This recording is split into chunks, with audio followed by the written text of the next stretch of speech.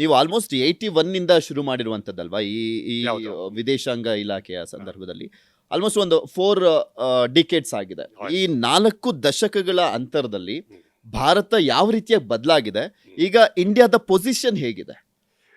Correct.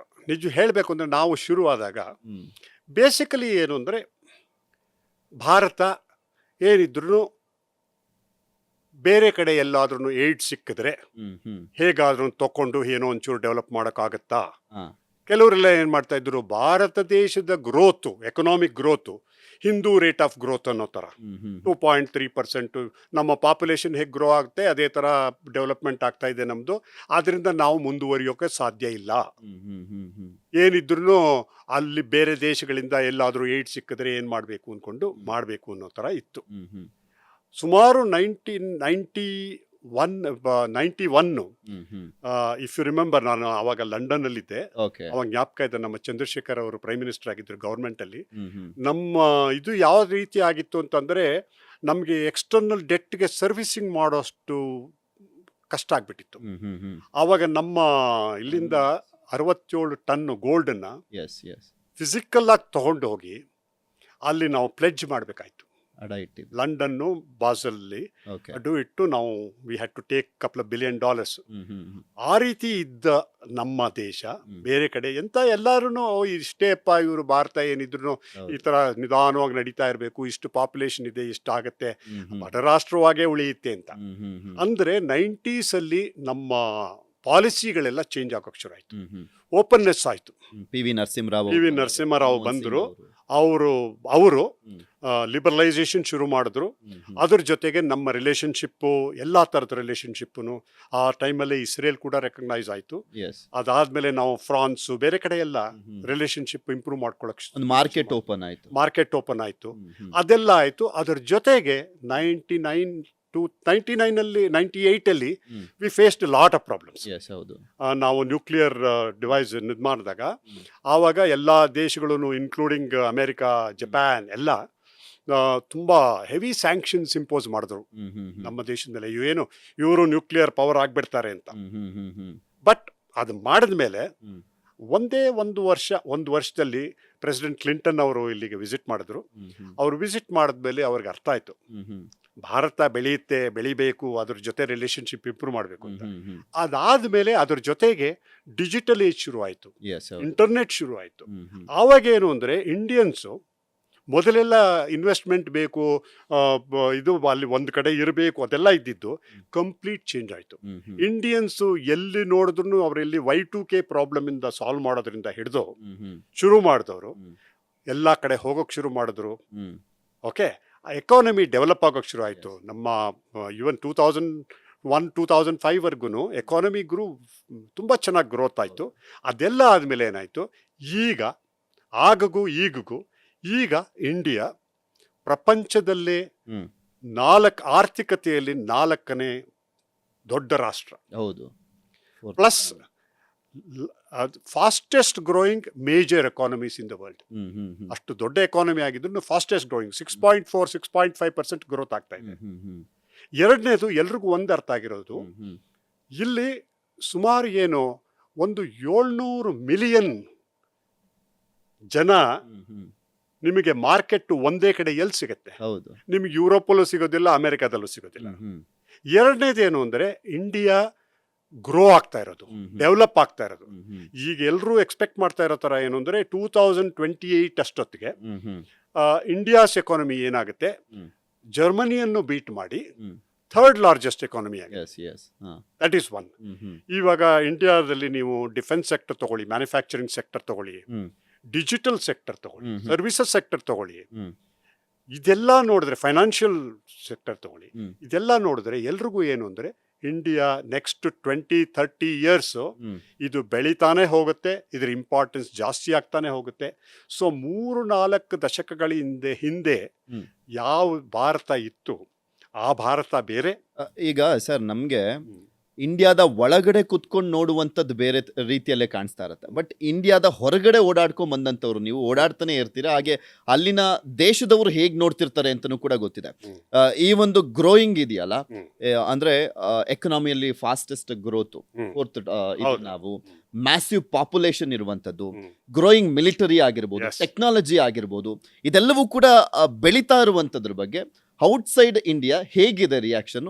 ಅವ್ರಿಗೆ, ಆ ದೇಶದವ್ರಿಗೂ ಕೂಡ ಎಲ್ಲೋ ಒಂಥರ ಕಣ್ ಕುಗ್ತಾ ಇದೆಯಾ ಅಂತ ಇಂಡಿಯಾದ developments? Okay, let me put it into simple terms. ತುಂಬ ಸಿಂಪಲ್ ಆಗಿ ಹೇಳ್ತೀನಿ ನಿಮಗೆ. ಓಕೆ ಫಾರ್ ಎಕ್ಸಾಂಪಲ್, ನಾವು ಅರ್ಲಿ 90s ಅಂತೀವಿ. Okay early 90s let's or mid 90s ನಾವೇ ಬೆಲ್ಜಿಯಮಲ್ಲಿ, ಎಲ್ಲ ಯುರೋಪಿಯನ್ ಕಂಟ್ರಿ, ಬೆಲ್ಜಿಯಮಲ್ಲಿ ಫಾರ್ ಎಕ್ಸಾಂಪಲ್ ಅಲ್ಲಿ ಒಂದು ದೊಡ್ಡ ಇದು ಎಲೆಕ್ಟ್ರಾನಿಕ್ ಶಾಪ್ ಇದೆ. ಓಕೆ ಆ ಶಾಪ್ ಮುಂದೆ ನಾವು ನಿಂತ್ಕೊಂಡಿದ್ವಿ ಅಂತ ತಿಳ್ಕೊಳ್ಳಿ. ಒಬ್ಬ ಇಂಡಿಯನ್ನು ನಿಂತ್ಕೊಂಡಿದ್ದಾನೆ.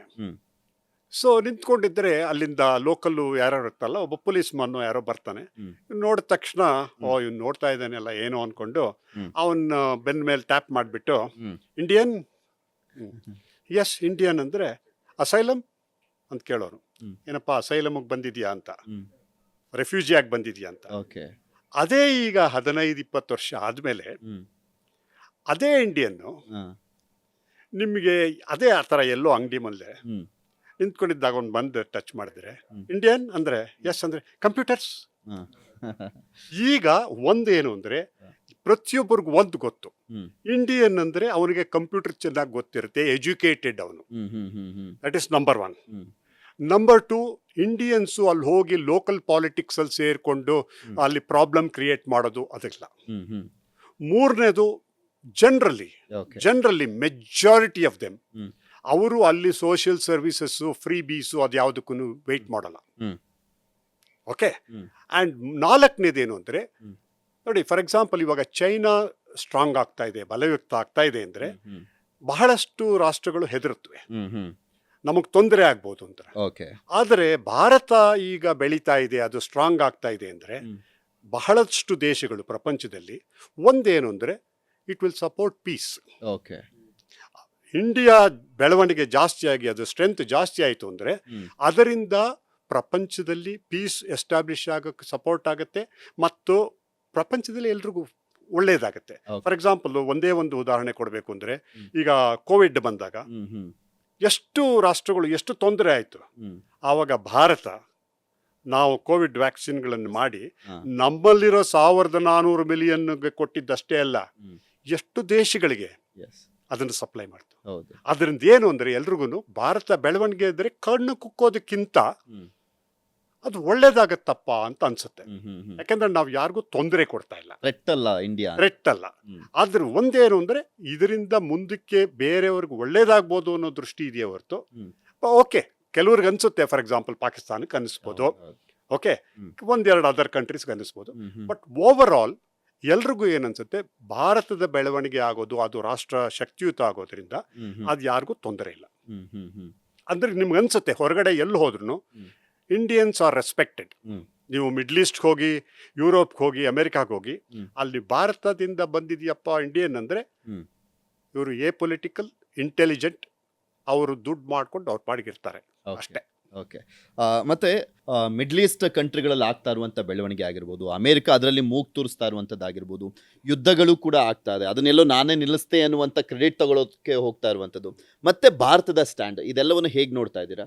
ಈಗ ನೋಡಿ, ಮಿಡ್ಲ್ ಈಸ್ಟಲ್ಲೂ ಕೂಡ ಈಗ ಪ್ರೈಮ್ ಮಿನಿಸ್ಟರ್ ಮೋದಿ ಅವರು ಬಂದ ಆದಮೇಲೆ ಪರ್ಟಿಕ್ಯುಲರ್ಲಿ ಅವರು ಮಿಡ್ಲ್ ಈಸ್ಟ್ನಲ್ಲಿ ಯಾವ್ಯಾವ ಕಂಟ್ರಿಗಳಿದೆ ಅದೆಲ್ಲ ಕಂಟ್ರಿಗಳ ಜೊತೆ, ವೆದರ್ UAE ಇರ್ಬೋದು, ಸೌದಿ ಅರೇಬಿಯಾ ಇರ್ಬೋದು, ಕತಾರ್ ಇರ್ಬೋದು, ಓಕೆ ಎಲ್ಲಾ ದೇಶಗಳ ಜೊತೆನೂ ನಮ್ಮ ರಿಲೇಶನ್ಶಿಪ್ಪು ತುಂಬಾ ಬೆಳವಣಿಗೆ ಆಗಿದೆ, ಪಾಸಿಟಿವ್ ಡೆವಲಪ್ಮೆಂಟ್ ಆಗಿದೆ. ಅದೇ ಜೊತೆಗೆ ಇಸ್ರೇಲ್ ಜೊತೆ ಕೂಡ ನಾವು ಸಂಬಂಧ ಇಟ್ಕೊಂಡಿದ್ದೀವಿ, ಬೆಳೆಸಿದೀವಿ. ಅದರಿಂದ ಮೊದಲೇನಾಗ್ತಾ ಇತ್ತು ಅಂತಂದ್ರೆ, ನಾವು ಇಸ್ರೇಲ್ ಜೊತೆ ಸ್ವಲ್ಪ ಸಂಬಂಧ ಬೆಳೀತ ತಕ್ಷಣ ಅದು ಅರಬ್ ದೇಶಗಳಿಗೆ ಅಗೇನ್ಸ್ಟ್ ಅಂತ ಅನಿಸ್ತಾ ಇತ್ತು. ಇವಾಗ ಆ ಥರ ಇಲ್ಲ. ಓಕೆ. ಈಗ ಫಾರ್ ಎಕ್ಸಾಂಪಲ್ UAE ಜೊತೆ ಕೂಡ ನಾವು ಸ್ಪೆಷಲ್ ಸ್ಟ್ರಾಟಜಿಕ್ ಹೌದು. ಫ್ಯಾಕ್ಟ್ ಮಾಡ್ಕೊಂಡಿದ್ದೀವಿ. ಹ್ಮ್ ಹ್ಮ್ ಅದೇ ತರ ಸೌದಿ ಅರೇಬಿಯಾ ಜೊತೆ ನಮ್ಮ trade relationship, hmm. Other relationships are very good. Hmm hmm all middle east countries, hmm hmm hmm ಪ್ರತಿಯೊಂದು ಮಿಡ್ಲ್ ಈಸ್ಟ್ ಕಂಟ್ರಿ ಜೊತೆ ಹ್ಮ್. ನಮ್ಮ ರಿಲೇಶನ್ಶಿಪ್ ಇಂಪ್ರೂವ್ ಆಗಿದೆ. ಓಕೆ. ಅದ್ರದ್ದು ಓವರ್ ಆಲ್ ನಿಮ್ಗೆ ಗೊತ್ತಿರೋ ಪ್ರಕಾರ ಅಲ್ಲಿಂದ ಒಂದು ಕಾರಿಡಾರ್ ಮಾಡಿ ಹೌದು. ಡೆವಲಪ್ ಮಾಡಬೇಕು ಅಂತ ಎಲ್ಲ ಇದೆ. ಕ್ವಾಡ್ ರಾಷ್ಟ್ರಗಳ. ಕ್ವಾಡ್ ಬೇರೆ, ಹ್ಮ್ ಹ್ಮ್ ಕ್ವಾಡ್ ಅದು ಇದು ಇಂಡೋ ಪೆಸಿಫಿಕ್ ಅಲ್ಲಿ. ಹ್ಮ್ ಹ್ಮ್ ಇದು ಏನು ಅಂತಂದ್ರೆ corridor for the Europe and other area, hmm. Central Asia hmm ಆ ಕಡೆ ಹೋಗೋದಿಕ್ಕೆ, ಹ್ಮ್. ಟ್ರೇಡ್ ಎಕಾನಮಿ ಡೆವಲಪ್ಮೆಂಟ್ಗೆ. ಓಕೆ. ಸೊ ಅದರಿಂದ ಇದರಲ್ಲಿ ಏನಾಗಿದೆ ಅಂದ್ರೆ ನಮ್ಮ ಸ್ಟ್ರಾಟಜಿಕ್ ಅಟಾನಮಿ ಇಟ್ಕೊಂಡು ನಾವು ಪ್ರತಿಯೊಂದು ದೇಶಗಳ ಜೊತೆ ಹ್ಮ್ ಹ್ಮ್ ಆನ್ ಬಯಲಾಟ್ರಲ್ ಬೇಸಿಸ್ ಓಕೆ. ನಮ್ಮ ರಿಲೇಶನ್ಶಿಪ್ ಕಂಟಿನ್ಯೂಸ್ ಆಗಿ ಇಂಪ್ರೂವ್ ಆಗ್ತಾ ಇದೆ. ಹ್ಮ್ ಹ್ಮ್ ಆದ್ರಿಂದ ಇವಾಗ ಅಲ್ಲಿ ಯುದ್ಧ ನಡೀತಾ ಇದೆ. ಹ್ಮ್ ಹ್ಮ್ ಯುದ್ಧ ನಡೆದ್ರು ಹ್ಮ್. ಇಂಡಿಯಾಗೆ ಅಗೇನ್ಸ್ಟ್ ಏನಿಲ್ಲ ಓಕೆ. ಅಲ್ಲಿ. ಓಕೆ. ನಿಮಗೆ ಒಂದು ವಿಷಯ ನಿಮಗೆ ತುಂಬಾ ಇಂಪಾರ್ಟೆಂಟು ಹ್ಮ್ ಹ್ಮ್ ಇಲ್ಲಿ ಹೇಳಬೇಕು ಅಂದ್ರೆ, ನಮ್ಮ ಭಾರತ ದೇಶದವರು ಹ್ಮ್. ಸುಮಾರು 9 ಮಿಲಿಯನ್ಗಿಂತ ಜಾಸ್ತಿ ಜನ ಓಕೆ. ಮಿಡ್ಲ್ ಈಸ್ಟ್ ಇದ್ದಾರೆ. ಓಕೆ. ಹಾ. ಓಕೆ. UAE ಒಂದರಲ್ಲೇ ಐ ಥಿಂಕ್ 3 ಮಿಲಿಯನ್ಗಿಂತ ಜಾಸ್ತಿ ಇದ್ದಾರೆ. ಹ್ಮ್ ಹ್ಮ್ ಹ್ಮ್ ಅಲ್ಲಿ ಪ್ರತಿಯೊಂದು ದೇಶದಲ್ಲೂ ಇಂಡಿಯನ್ಸ್ ಅಷ್ಟು ಜನ ಇದ್ದಾರೆ. ಹ್ಮ್ ಹ್ಮ್ ಹ್ಮ್ ಅಲ್ಲಿಂದ ಫಾರಿನ್ ಎಕ್ಸ್ಚೇಂಜ್ ರೆಮಿಟೆನ್ಸಸ್ ಓಕೆ. ಅಲ್ಲಿಂದ ಬರ್ತಾ ಇದೆಯಲ್ಲ, hmm hmm it's an important thing. Okay. Plus jobs hmm. ಅವ್ರ ಪೊಸಿಷನ್ಸ್ ಅದೆಲ್ಲ ಇಂಪಾರ್ಟೆಂಟ್ ಇದೆ. ಓಕೆ. ಸೊ ಆದ್ರಿಂದ ನಮ್ಮ ರಿಲೇಶನ್ಶಿಪ್ ಮಿಡ್ಲ್ ಈಸ್ಟ್ ಅಲ್ಲಿ ಏನಿದೆ ಹ್ಮ್. ಅದು ಕತಾರ್ ಇರ್ಬೋದು, ಹ್ಮ್. ಪ್ರತಿಯೊಂದು ದೇಶಗಳು ಹೌದು. ತಗೊಂಡ್ರಲ್ಲಿ. ಹ್ಮ್ ಹ್ಮ್ ಸೊ ಅದು ಇಂಪ್ರೂವ್ ಆಗ್ತಾನೆ ಇದೆ. ಹ್ಮ್ ಅದನ್ನ ಇನ್ನೂ ಜಾಸ್ತಿ ಇದು ಕೊಟ್ಟು ಹ್ಮ್ so ಅದನ್ನ ಇನ್ನೂ ಬೆಳೆಸ್ತಾರೆ. ಓಕೆ. ಅದು ನಡೀತಾ ಇದೆ. ಹ್ಮ್ ಹ್ಮ್ ಹ್ಮ್